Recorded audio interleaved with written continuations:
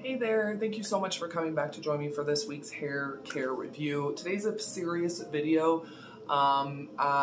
There's been more recall for dry shampoo. So if you'd like to hear some brands, I'll even link some info down below for y'all.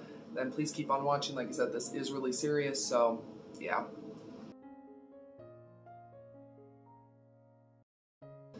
Okay, so back in like what, October or something like that, Tresemme, some other brands, I think Pantene, I'm not sure. Dry shampoos were being recalled for high levels of benzene, I believe. Let me double check that, so if I'm wrong, I'll put it right here on the screen. But anyway, it's very high concentrations of a certain chemical that has been shown to cause cancer. So they did a major recall. And so like I had Tresemme dry shampoo that I ended up getting rid of and everything like that. But now it's come out. I found the article from the New York Times, and this came out in November, so I don't know why I haven't seen more stuff about it, but brands like even Batiste and Not Your Mother's are being like recalled for this high level of this chemical that does cause cancer. So I would do a lot of digging. Like I said, I will link like the article down below, all that kind of stuff. I'll find as much info as I can about these other brands, like all the brands that have been recalled, because if you do use dry shampoo a lot, that can be very, very serious to your health. I do use dry shampoo now and again. It's not an everyday or an every week type of thing for me. So I'm bummed that I'm going to have to get rid of my dry shampoo. I mean, I even grabbed like the Garnier Fructis and my L'Oreal Extraordinary Clay, which is like my holy grail dry shampoo. Hosk, I need to do a lot of research to see if these brands are safe, to see if these ones are okay, because it's very concerning.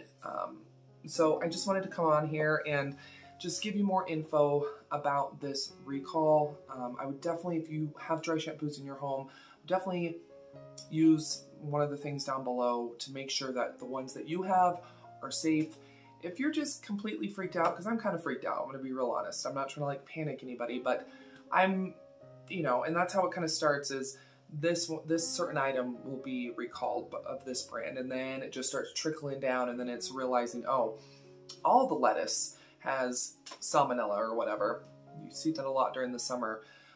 So for me personally, I'm gonna not be using dry shampoo for a while. Like I said, I'm gonna have to go ahead and see if these are okay. But even if they are, I don't know if I'm super comfortable with using them. I think if I absolutely need to use dry shampoo, I'm just gonna be going in with some plain old cornstarch powder. So you can get this powder at Dollar Tree or whatever. They even have, like for example, where did it go? Oh, right here. Okay, so like this is talc-free body powder. That was an old school hack that they've been using for years, is baby powder in the hair instead of dry shampoo. Baby powder can be a little bit difficult, or body powder can be difficult to work through, especially if you have dark hair. But if you are a dry shampoo user, I personally, if you're not comfortable with using any dry shampoos right now, I would personally just get a good old-fashioned bottle of baby powder, just the cornstarch baby powder, or even cornstarch, and use that. I've seen on some, I think it was like 5 Minute Crafts or whatever, so I don't know if it would work. It would make sense, but if you have dark hair, I've seen where people add cocoa powder to like cornstarch to make it darker. It's gonna be up to you. You can work powder through your hair. It just takes a little bit longer. For me personally, if I'm not gonna be doing the powder trick, I'm just gonna wear greasy hair. That really slicked back bun or ponytail, whatever, a beanie. It's cold right now, whatever. So yeah, I just wanted to come on here and because I touched on the recall a little bit in that Dollar Tree dry shampoo powder video, but I didn't really get into it. But more brands have been getting recalled by for that high level of that chemical that can cause cancer.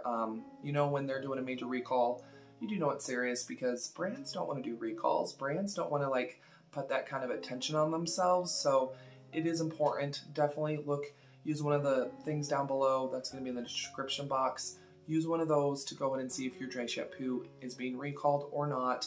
Like I said, if you're not real comfortable using dry shampoo right now, definitely recommend the old baby powder trick, cornstarch, or just wear your hair greasy, or just wash it more often. So I know it can be an inconvenience for people to have to wash their hair more often, but you know, it's better safe than sorry. So anyway, there we go. Like I said, as much info that I can find about this will be linked down below, just for safety issues. Just that way you have as much knowledge, as much resources to see if your dry shampoo is good or not. So anyway, sorry about the somewhat serious video, but I hope you found this informative and helpful. If you did, go and give it a thumbs up, all that kind of stuff. Let me know down below in the comments.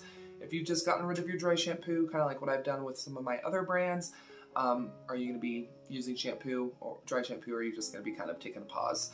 I'd love to know down below. And if you have any other tips and tricks on how to combat greasy hair without dry shampoo, let us know down below.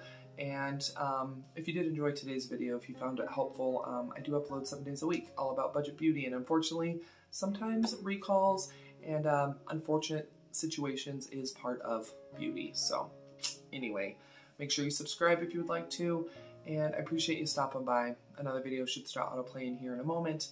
It might be one of mine, it might be somebody else's, but sit back, relax, and I'll see you here in just a sec.